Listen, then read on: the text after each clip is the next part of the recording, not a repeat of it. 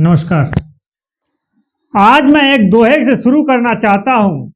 दोहा तो कुछ यूं है कि राम नाम की लूट है, लूट सके तो लूट, अंत समय पछताएगा जब प्राण जाएंगे छूट।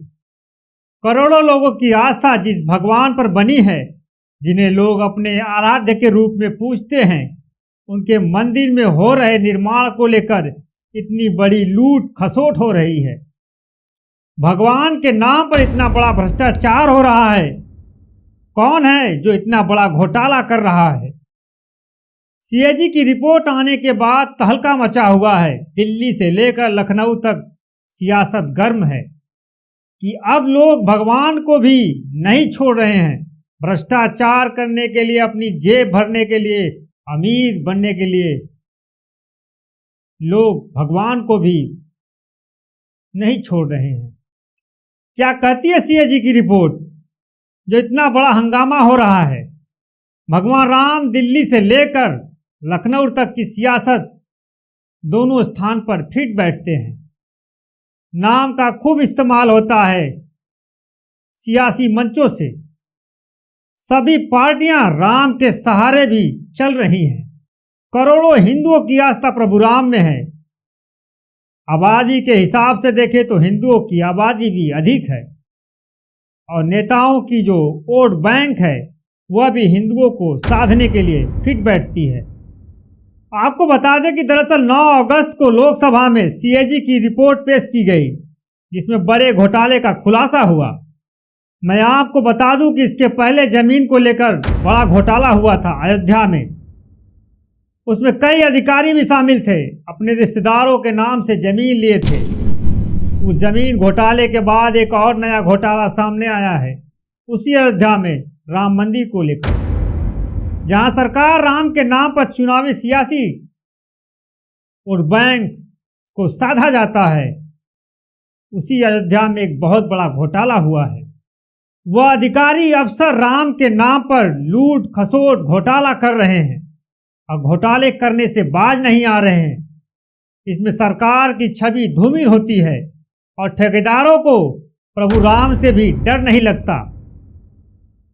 वह भले हेलीकॉप्टर से फूल बरसाएं कांवड़ियों के लिए, भगवान के नाम पर करोड़ों धन डकार जाते हैं अधिकारियों ने ठान लिया कि राम मंदिर बनते बनते अपना भी जेब भर लेना है।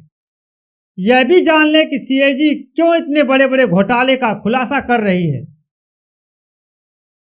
क्या सीएजी ने हवा का रुख भांप लिया है? जिस राम के नाम पर चुनाव में बड़े बड़े वादे होते हैं, उसी राम के नाम पर इतना बड़ा घोटाला और इतने बड़े घोटाले की पोल खोल देती है सीएजी की रिपोर्ट। भविष्य में जब जब राम का नाम लेंगे तब तब अयोध्या घोटाले का नाम आएगा। 2015 से लेकर 2022 तक स्वदेशी दर्शन योजना की शुरुआत होने से लेकर डाटा खंगाला जाता है। इसी डाटा को लोकसभा में पेश किया गया। 6 राज्यों की 6 परियोजनाओं को खंगाला गया। इन डाटा को खंगालने के बाद सीएजी ने 19 करोड़ की गड़बड़ी पाई, घोटाला पाया। इसी घोटाले में शामिल है अयोध्या का राम मंदिर, तो उत्तर प्रदेश से लेकर दिल्ली तक चर्चा का विषय बना हुआ है। सियासी सरगर्मियां तेज हो चुकी हैं।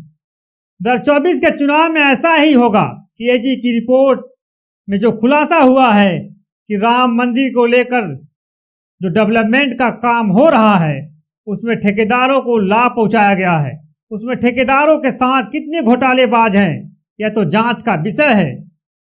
अब सरकार इस पर क्या एक्शन लेती है, आने वाला वक्त बताएगा। लेकिन विपक्ष को 2024 के लोकसभा चुनाव को लेकर एक बड़ा मुद्दा मिल गया है। इसके पहले भी जमीन को लेकर बड़े बड़े खुलासे हुए हैं अयोध्या में। अयोध्या विकास को लेकर उत्तर प्रदेश राजकीय निर्माण निगम UPRNN को यह जिम्मा दिया गया था। इस रिपोर्ट में यह भी बताया गया है कि ठेकेदारों को 5% की दर से बैंक परफॉर्मेंस की गारंटी जमा करनी चाहिए थी, जिसकी लागत 62 करोड़ 70 लाख थी। अगर आप 62 करोड़ 70 लाख का 5% निकालेंगे तो आएगा 3 करोड़ 11 लाख। अब इसमें भी बड़ा घोटाला हो जाता है।